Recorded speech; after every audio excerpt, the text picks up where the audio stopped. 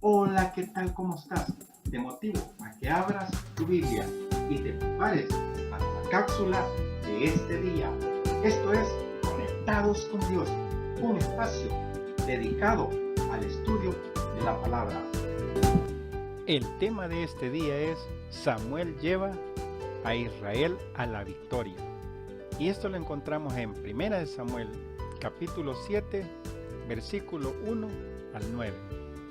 Y la primera pregunta es, ¿cuánto tiempo permaneció el arca en Kiriat Jearim? Vamos al versículo 1. Y como siempre, te motivo a que saques tu Biblia. Vinieron los de Kiriat Jearim y llevaron el arca de Jehová y la pusieron en la casa de Abinadab, situada en el collado, y santificaron a Eleazar, su hijo, para que guardase el arca de Jehová. Versículo 2.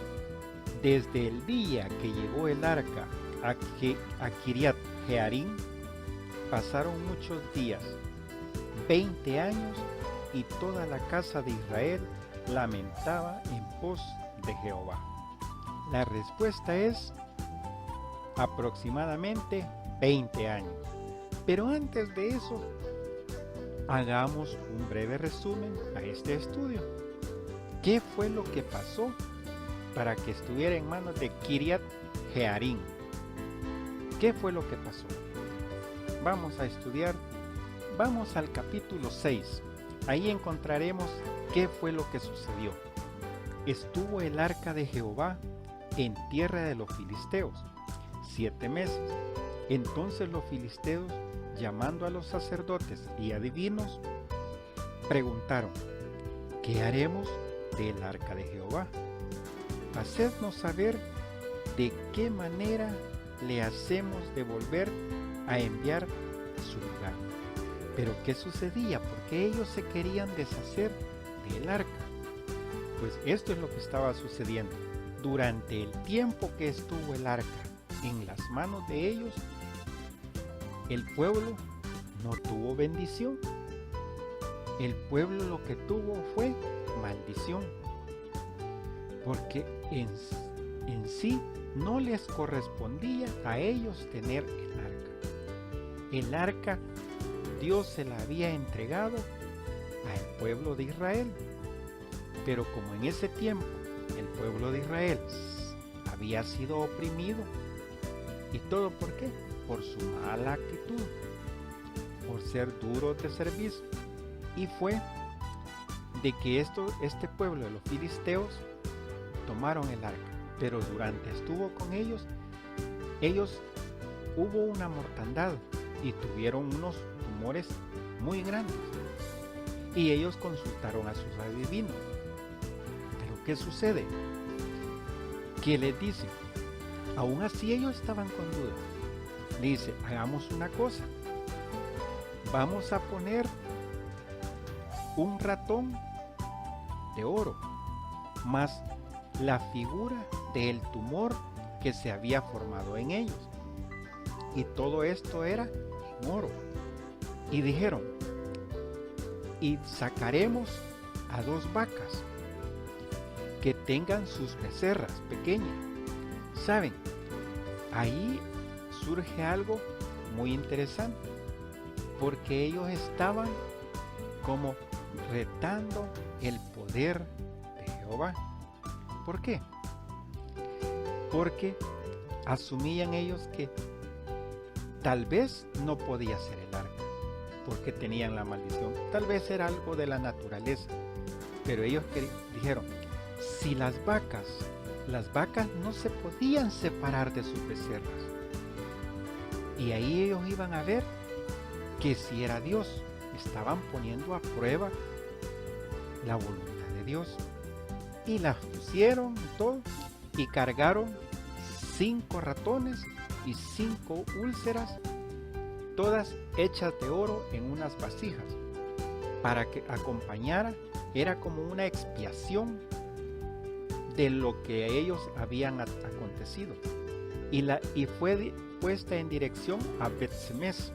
Estando ahí, los príncipes filisteos, que eran 5, y eso lo encontramos en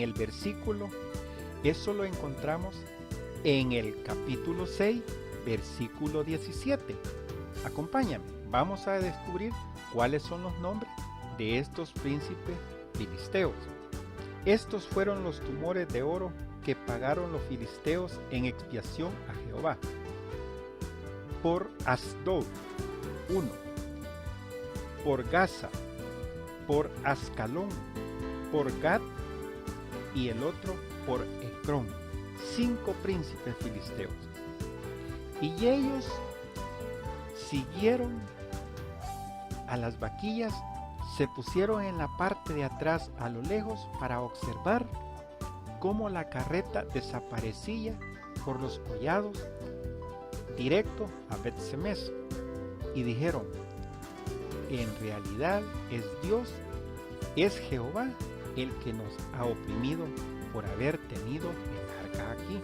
Y llegando al pueblo de Bet-Semes, las vaquillas se detuvieron en una gran roca. Acompáñame, vamos a ver este versículo. Vamos al versículo 18. Ahí encontramos qué fue lo que sucedió.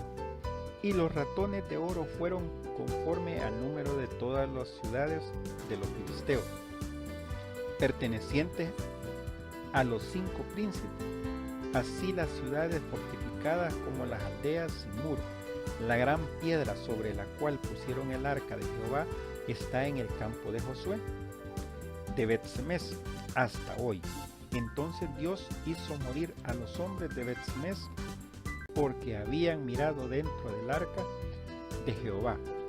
Hizo morir del pueblo 50,070 hombres, y lloró el pueblo porque Jehová lo había herido con gran mortandad. Aquí podemos encontrar en este versículo 19 de que la curiosidad era bien diferente a lo que habían cometido los filisteos. Aquí los hombres de Bet-Semes curiosearon el arca, cosa que no la podía hacer, nada más lo podía hacer el sacerdote ungido de la tribu de Leví, y que tenía que ser de la orden de Aarón. De ahí nadie podía tocar el arca, y poco a poco iremos aprendiendo qué es lo que sucedía a el que tocaba el arca. Y en el versículo 20, y dijeron los de Bet-Semes: ¿quién podrá estar delante de Jehová, el Dios Santo?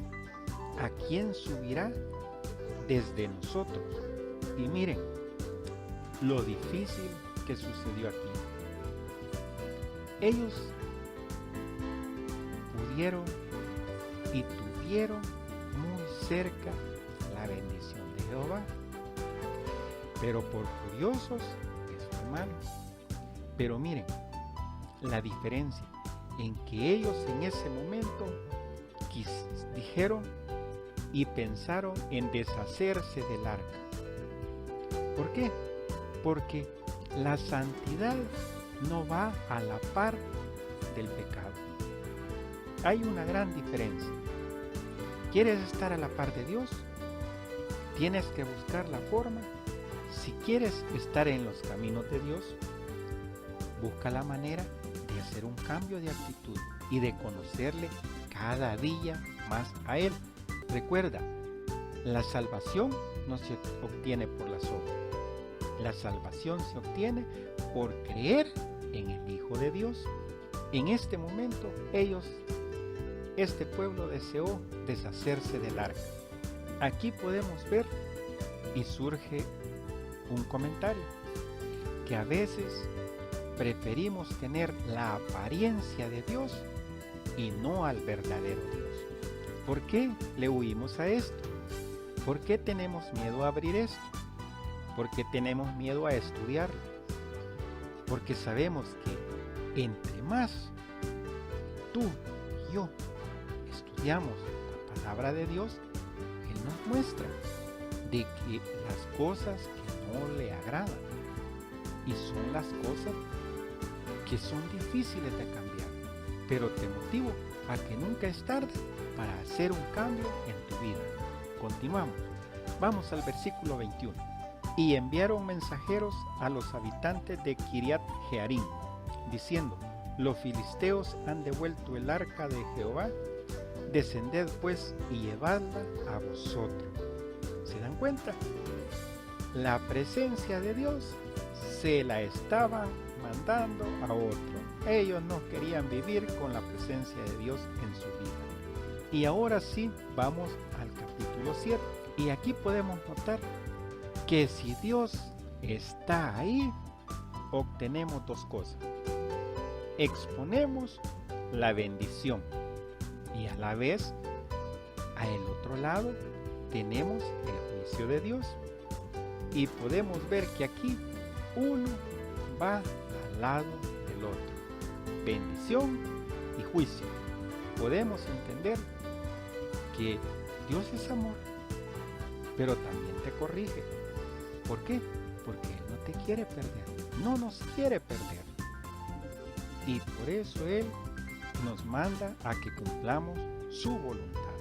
Llegamos al capítulo 7 y en el versículo 1 y 2 nos da la respuesta de los 20 años que se quedó el arca con ellos. Pero veamos qué fue lo que sucedió. Aquí podemos ver que estuvo durante un periodo muy largo y cabe mencionar que estuvo durante los 40 años de Saúl, 10 años del reinado de David, 7 años con Judá y 3 años con Israel. 7 años con Judá y 3 años con Israel.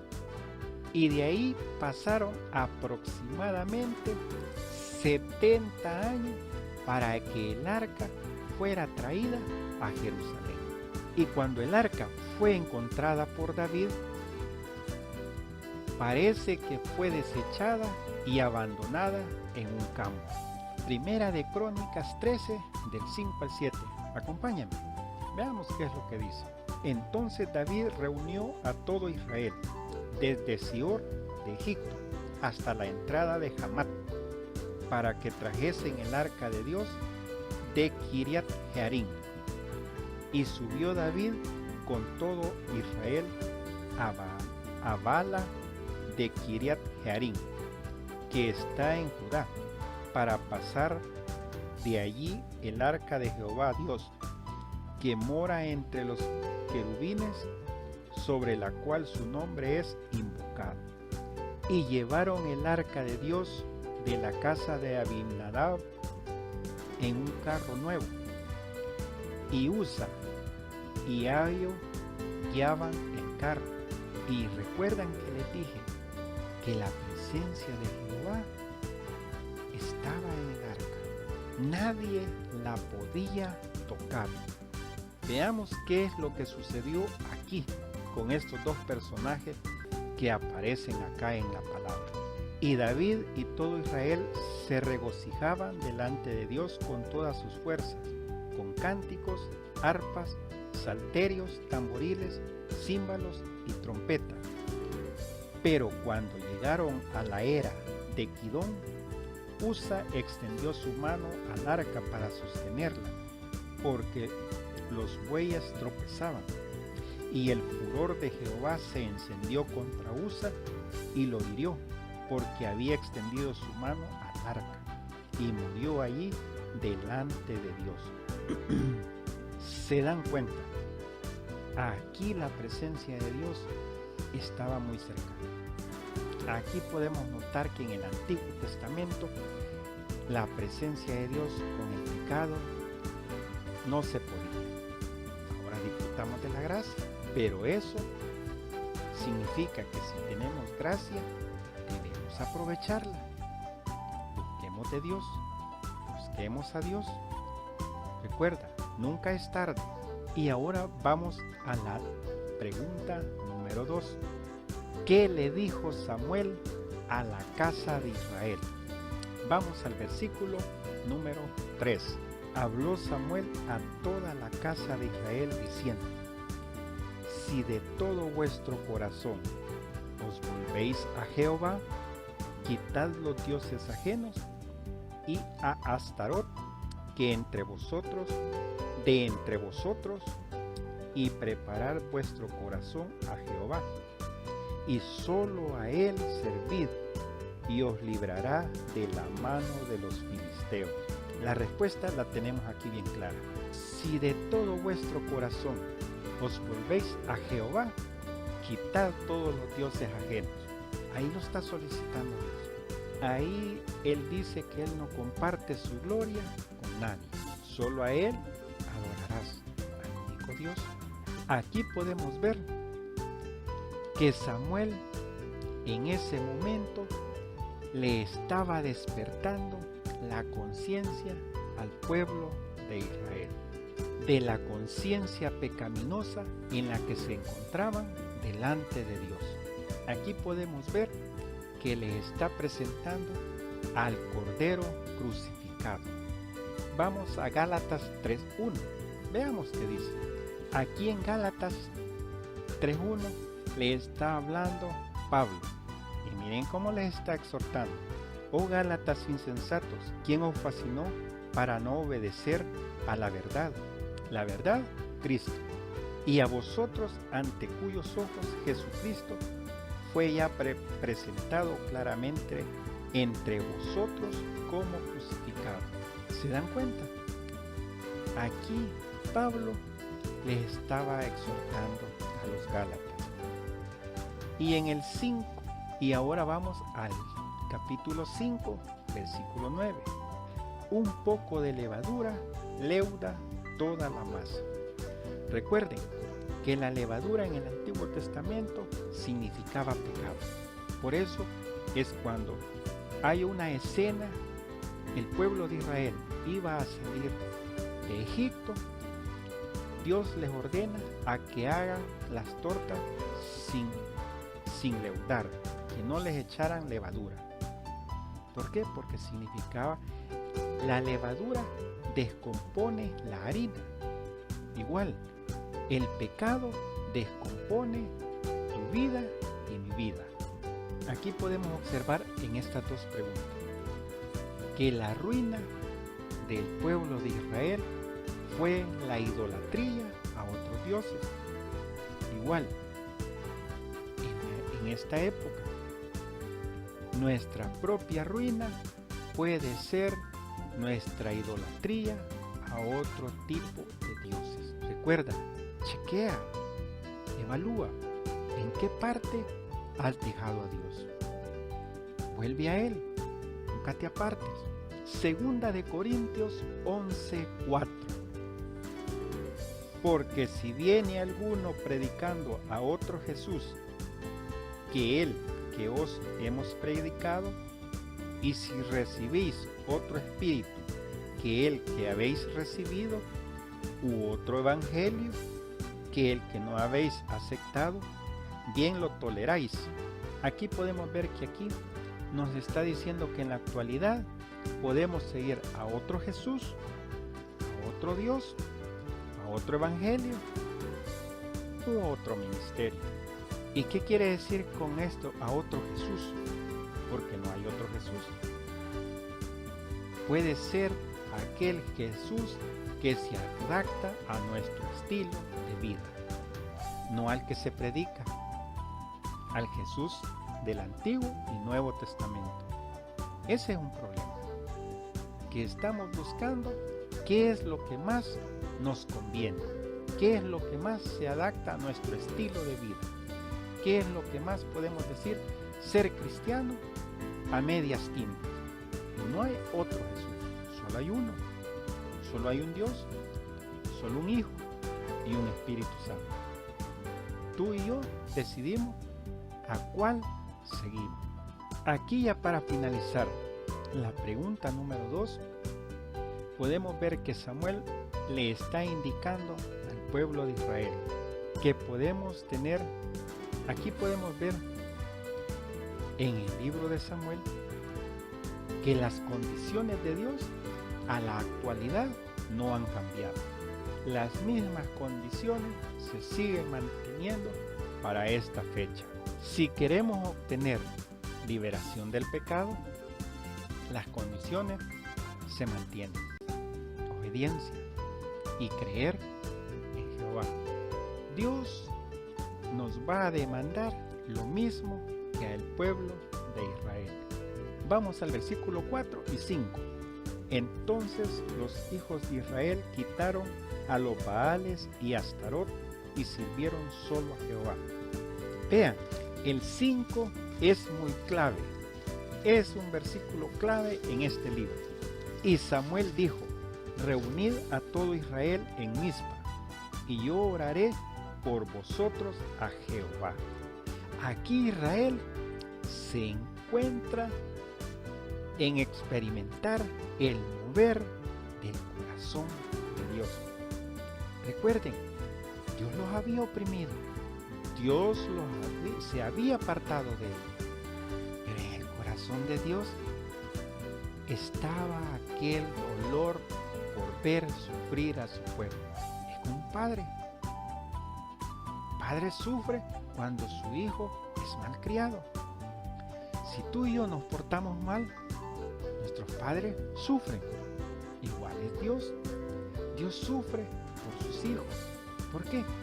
Porque un padre quiere lo mejor para cada uno. Y aquí, en este momento, Israel experimenta eso. Y igual, este puede ser el mejor momento para nosotros, para hacer lo mismo que hizo el pueblo de Israel. Y aquí vamos a la tercera pregunta. ¿En dónde se juntó el pueblo de Israel y qué hicieron a Jehová? Y la respuesta ya la leímos, que fue en Mizpa. Vamos al versículo 5. Ahí descubrimos la respuesta. Y Samuel dijo: reunid a todo Israel en Mizpa, y yo oraré por vosotros a Jehová. Y continuemos. Y se reunieron en Mizpa y sacaron agua y la derramaron delante de Jehová. Y ayunaron aquel día y dijeron ahí: contra Jehová hemos pecado. Y juzgó Samuel a los hijos de Israel en Mizpa. Aquí esta palabra derramar la podemos encontrar en cuando Jesús derramó su sangre por cada uno de nosotros. No se reservó nada. Aquí podemos encontrar que el pecado es la causa de todos nuestros problemas. ¿Y a qué problema? A la distancia que vamos a estar con el Señor. Y ahora pasamos a la pregunta número 4. ¿Qué le pidió el pueblo de Israel a Samuel? Porque miren, aquí se dio algo muy interesante. Vamos al versículo 7.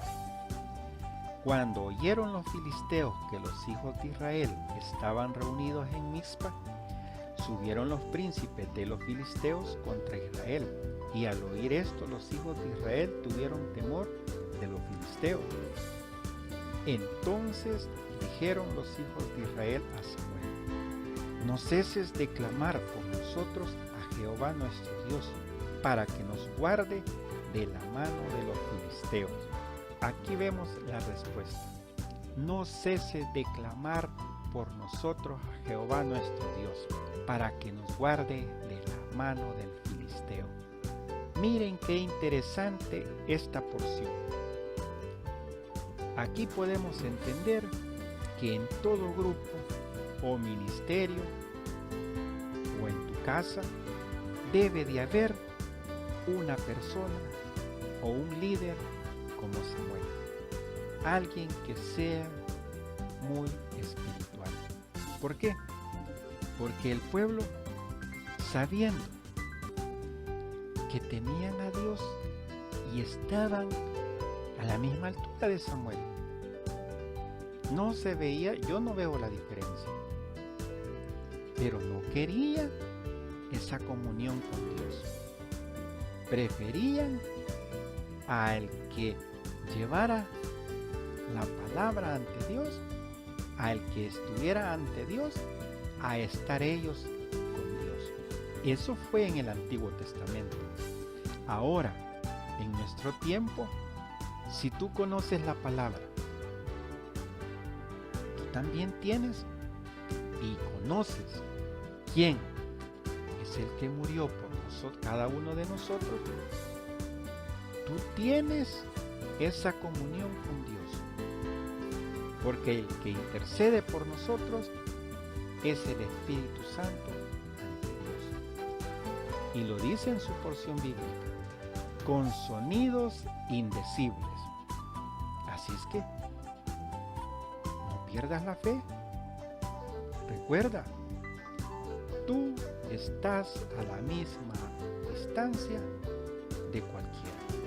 No necesitas que otra persona ore por ti. Sé ese ente espiritual, sé ese Samuel, sé ese líder espiritual. Dios, Jesús, desde que recordemos esta porción, voy a preparar morada para cuando ustedes vayan, y les dejaré el Consolador, vendrá sobre vosotros. Entonces quiere decir que si nosotros le conocemos a Cristo, tenemos al Espíritu Santo que intercede por nosotros. Sé el líder espiritual, pero ¿cómo lo vas a lograr?